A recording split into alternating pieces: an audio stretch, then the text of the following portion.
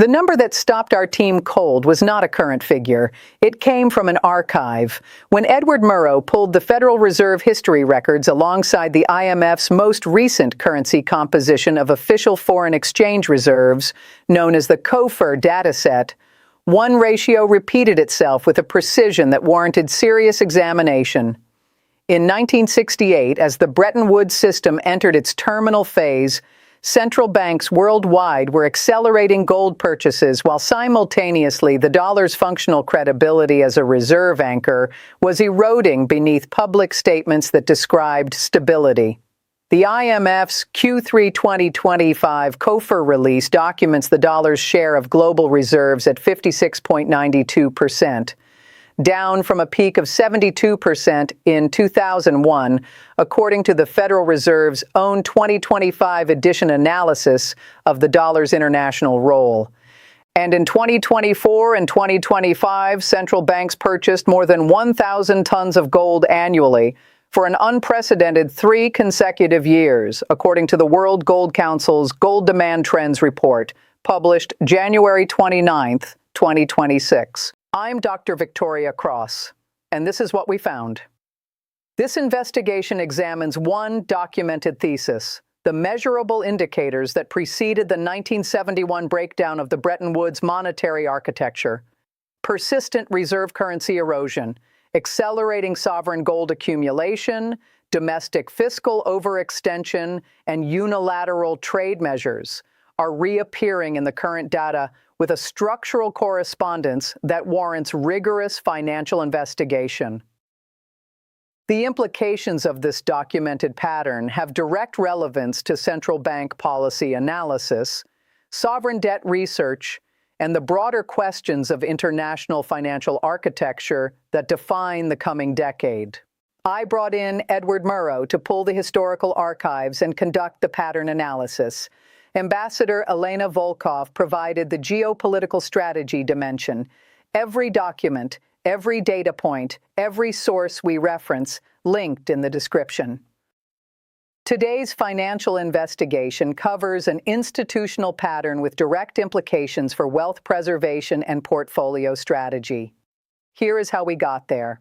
The surface data presents a picture that, on its face, is one of managed continuity. The dollar remains, by every published metric, the world's dominant reserve currency.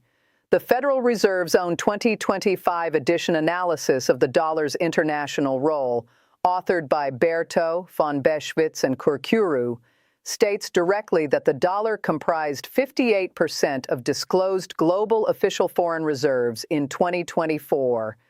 The same document notes that the dollar is present in approximately 88% of global foreign exchange transactions, a figure that has remained stable across 2 decades. And the SWIFT international payments data through 2024 shows the dollar accounting for roughly 50% of all international transfers, a share that has, in fact, slightly increased in recent years. These are not contested numbers. They are the published official record, but each of those figures carries a second layer.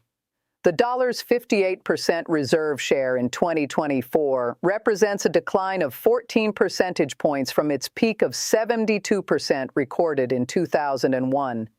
That is not a marginal adjustment. It is a 19.4% reduction in relative weight across 2 decades. The Federal Reserve's own analysis acknowledges this trajectory. Layer 2 of the COFER dataset adds a rate of change dimension that the headline number obscures. From Q1 2025 at 58.51%, the dollar's share moved to 56.32% by Q2 2025, a 2.19 percentage point decline in a single quarter, according to IMF data released October 1, 2025, and described by Bloomberg as placing the dollar's share at a 30-year low.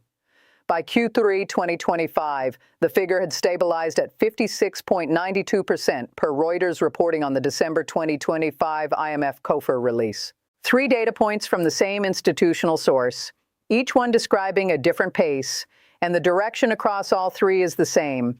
Now introduce the gold variable, The World Gold Council's Gold Demand Trends for the full year 2025, published January 29, 2026, documents central bank net purchases of 863.3 tons across 2025. That figure is 21% below the 2024 total of 1,092.4 tons.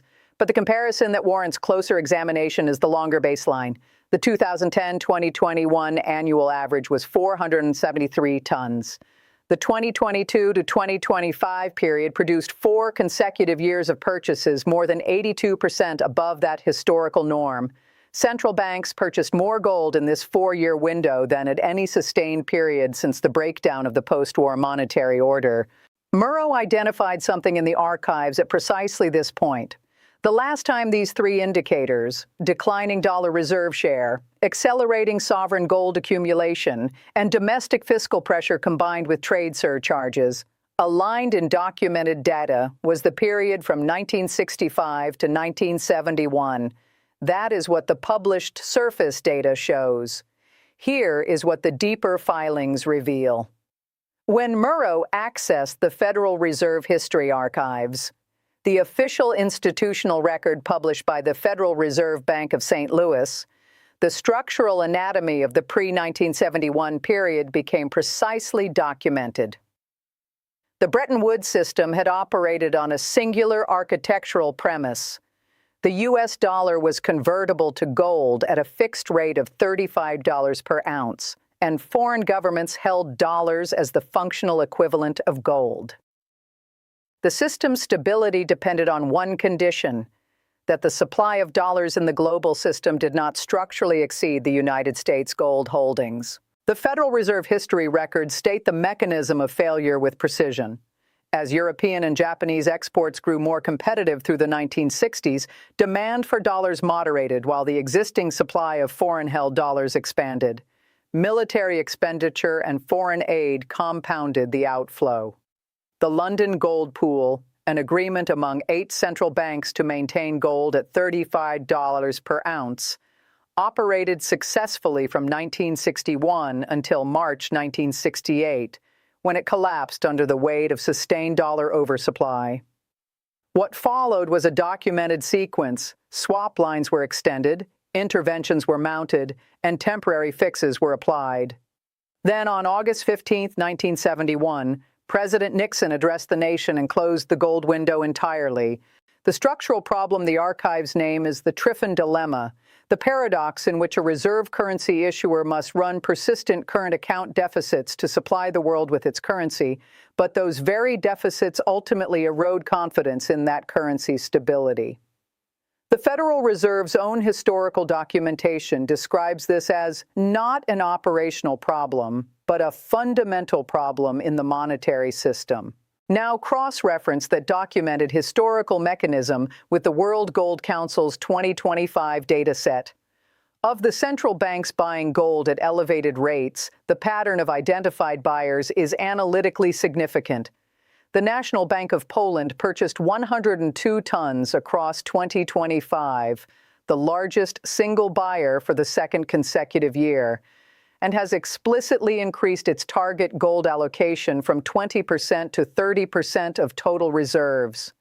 Poland's governor publicly stated in January 2026 an intention to further expand holdings to 700 tons, citing national security reasons, as documented by the World Gold Council.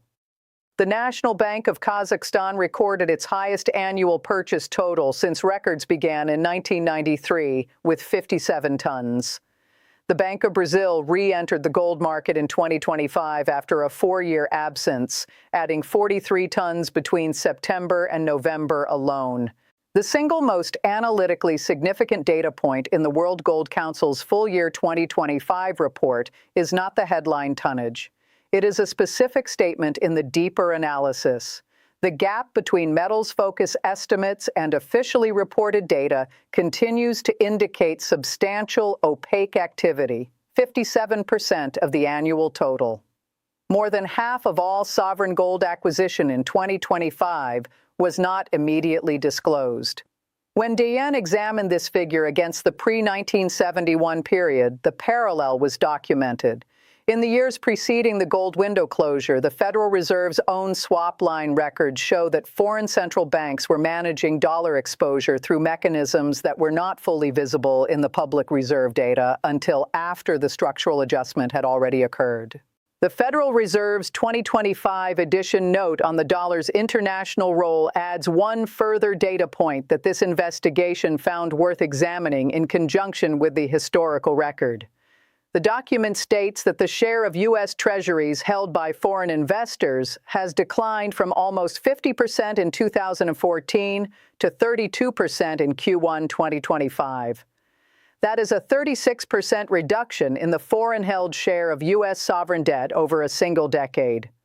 The document notes this figure is little change since 2022, suggesting the adjustment phase may have largely completed.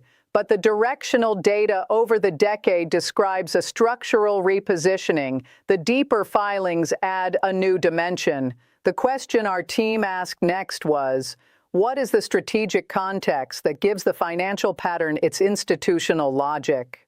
Ambassador Volkov's assessment of the geopolitical dimension is direct. The 1971 monetary transition was not purely an economic event. It was a geopolitical repositioning that permanently restructured the terms on which American strategic power was financed internationally. What Volkov documented in her analysis is that the current period shares a specific structural characteristic with the pre-1971 environment. Unilateral trade measures imposed under domestic political pressure that simultaneously signal reserve currency stress. The Federal Reserve's own 2025 edition note acknowledges that the U.S. has increased its level of tariffs and thereby somewhat reduced its openness to trade flows, and explicitly states that this openness was historically one of the foundational pillars of dollar dominance. The geopolitical risk assessment from Volkov identifies three documented institutional responses now visible in the data. First, European fiscal integration is accelerating. The Federal Reserve's own analysis notes that EU jointly backed debt has reached approximately $700 billion by May 2025, creating the structural precondition for a deeper euro-denominated sovereign debt market. Second, nations characterized in the Federal Reserve document as geopolitical adversaries, specifically named as China, Russia, and Turkey, are the three central banks for which gold accumulation has been associated with a decline in U.S. dollar reserves, per the Federal Reserve's own citation of Weiss, 2025. Third, the BRICS framework is documented by Al Jazeera's January 2026 reporting as trying to reduce dollar use in trading with each other, a process that the Federal Reserve's own note cannot yet quantify because most data on international dollar usage is available with a lag. This connects directly to the finding we documented in our earlier investigation into central bank reserve diversification, where the structural divergence between stated reserve policy and documented purchasing behavior first appeared in our evidence trail. Today's financial investigation adds the historical architectural parallel that transforms that earlier finding from an isolated data point into a confirmed multi-decade pattern. The financial and geopolitical elements create a documented feedback loop. Sovereign gold accumulation reduces dollar reserve dependence. Reduced dollar reserve dependence weakens the structural demand for U.S. Treasury securities. Reduced Treasury demand increases the cost of U.S. sovereign financing. Increased financing costs compound the Triffin Dilemma pressure that was already documented as the structural mechanism behind 1971. The surface, the deeper filings, the geopolitical context. Now, the scenarios. Based on the accumulated evidence, our team assessed three analytical scenarios for the trajectory of this documented pattern. These are analytical scenarios based on documented evidence and historical pattern analysis, not predictions and not financial advice. Scenario A describes a gradual managed adjustment. Under this scenario, the structural shift in reserve composition continues at approximately its current documented pace, roughly 1 to 2 percentage points of dollar reserve share per year, without triggering an acute institutional response. The conditions required include continued Federal Reserve credibility, sustained demand for U.S. Treasury securities from domestic investors who have absorbed the decline in foreign holdings, and no significant escalation of the trade friction documented in the Federal Reserve's 2025 edition. The key indicator to monitor is the quarterly COFER release from the IMF. Historical precedent is the 1945-1965 period, during which the dollar's structural position eroded gradually before the acute phase of 1965-1971. Timeline, 5 to 15 years. Probability assessment, 45%. Scenario B describes an accelerated structural transition. The trigger points for this scenario include a material acceleration in the 57% opaque sovereign gold purchasing documented by the World Gold Council, a further decline in the foreign treasury holding share below 30%, and continued escalation of the tariff architecture acknowledged in the Federal Reserve's own document as reducing dollar system openness. The cascade sequence documented historically ran from London gold pool stress in 1968 to gold window closure in 1971, a 36-month institutional sequence. The key indicator is the IMF COFER quarterly data crossing below 55% dollar share. Timeline, 2 to 7 years. Probability assessment, 35%. Scenario C describes a structural reconfiguration event, a documented decision by one or more major sovereign actors to formally restructure reserve holdings or bilateral trade settlement away from the dollar at scale. The catalyst would be evidence of what the Federal Reserve's own 2025 edition document describes as large-scale, lasting disruptions which damage the value of the U.S. dollar as a store of value. The document states directly that absent such a disruption, the dollar will likely remain the world's dominant international currency for the foreseeable future, meaning the institution has itself identified the threshold condition. The Federal Reserve's own analysis of Weiss 2022 notes that approximately 3/4 of foreign government dollar holdings are held by U.S. military allies, creating a structural floor. Timeline, unpredictable, but the historical parallel suggests a compressed window once institutional confidence crosses a threshold. Probability assessment, 20%. Based on the evidence weight, our team assesses Scenario A as most probable because the Federal Reserve's own 2025 edition data shows the dollar's composite international usage index has remained in a narrow range between 65 to 70 since 2010, demonstrating the significant institutional inertia that has consistently decelerated transitions of reserve currency architecture throughout modern financial history. Regardless of which scenario develops, the documented implications are specific. Here is what these findings mean in practical terms. The economic analysis produced by this investigation has implications across several documented impact areas. For portfolio allocation and asset diversification, the documented pattern of sovereign gold accumulation, 863 tons in 2025, 1,092 tons in 2024, and more than 1,000 tons in each of the 3 preceding years, represents the most sustained institutional repositioning toward gold since the pre-1971 period. Investors monitoring these developments may find this investment research directly relevant to their financial planning and portfolio diversification considerations.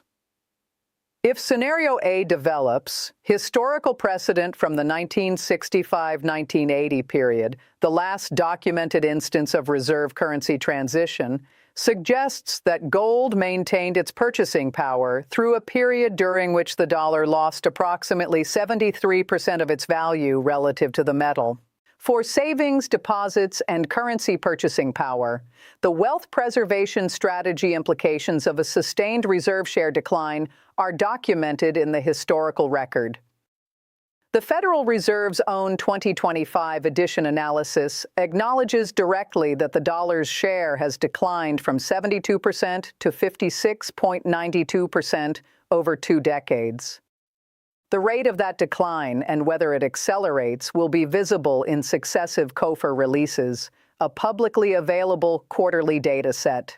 For those monitoring sovereign debt research and banking sector stability, the documented decline in foreign holdings of U.S. Treasury securities from 50% in 2014 to 32% in Q1 2025 is a structural shift that the domestic financial system has absorbed so far. The banking sector stability question implicit in this data is whether that absorption continues to be orderly. The Federal Reserve's 2025 edition note is careful to note that the current foreign share of Treasury holdings is little changed since 2022, meaning the acute phase of adjustment may have stabilized. The evidence trail shows a system that has adapted, not one in acute transition. The informed analytical position is built on documented evidence. The uninformed position relies on the surface narrative alone. This investigation documented a convergence. The IMF's COFER data shows the dollar's reserve share at 56.92% in Q3 2025, the lowest in 3 decades. The World Gold Council's full-year 2025 data confirms central banks purchased 863.3 tons of gold, against a 2010-2021 average of 473 tons annually. The Federal Reserve's own historical archive documents the pre-1971 structural sequence with precision. And the Federal Reserve's own 2025 edition analysis of the dollar's international role identifies the exact conditions: reduced trade openness, fiscal overextension, and loss of confidence in dollar stability, as the threshold requirements for the kind of structural disruption the evidence trail has historically preceded. Murrow's historical pattern recognition identified 3 aligned indicators. Dayen's forensic analysis of the Treasury holding data confirmed the structural repositioning. Volkov's geopolitical assessment documented the sovereign feedback loop. The evidence trail, taken in aggregate, describes a system in documented transition, the pace of which remains the open question. Volkov, Murrow, Dayen, and I reached one documented conclusion. The 1971 parallel is not a theoretical construct. It is a measurable, archived, institutionally confirmed sequence of indicators, and those indicators are currently active. This investigation will continue as new data becomes available. The next IMF COFER quarterly release, the World Gold Council's Q1 2026 data, and the Federal Reserve's H8 weekly asset reports constitute the primary evidence trail to monitor. In our next investigation, we examine the Triffin Dilemma's documented reemergence in the context of U.S. sovereign debt trajectory and the Federal Reserve's balance sheet architecture. The preliminary data is already documented. The implications for international financial architecture, sovereign debt research, and wealth preservation strategy are significant. I'm Dr. Victoria Cross. The investigation continues. Stay informed. Stay ahead.